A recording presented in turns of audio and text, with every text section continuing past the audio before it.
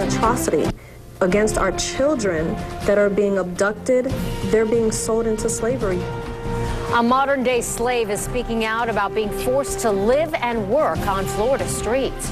Good evening, and thanks for joining us. I'm Wendy Ryan. And I'm Brendan McLaughlin. A woman with a heartbreaking history is talking about a topic that most never really think about: human trafficking, basically modern-day slavery.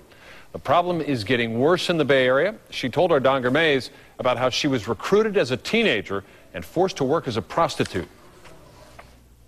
And as soon as we went into the room, he beat me. Marie doesn't want her real name used or her face shown on TV, but she is a victim of human trafficking.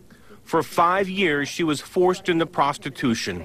I was a slave. Marie says she was recruited as a teenager by a smooth-talking pimp, moved from city to city around the country, and forced to work 7 days a week, as many as 40 men a day. I want them to see a living, breathing human being that was sold. Marie is not alone. The FBI has been searching for and saving teenage girls right here in Tampa Bay since 2009. We have rescued 43 children from the ages of 13 to 17 that were being utilized for the purpose of prostitution.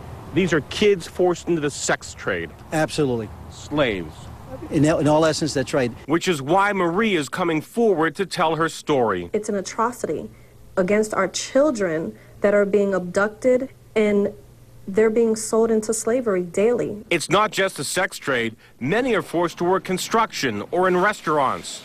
The Florida Coalition Against Human Trafficking says the problem is far worse than you'd imagine. It's got to be in the thousands. Thousands of modern-day slaves in Tampa Bay right now.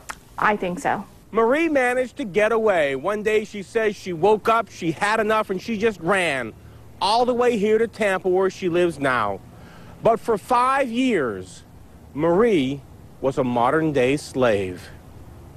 In Tampa, Don Gourmets, ABC Action News.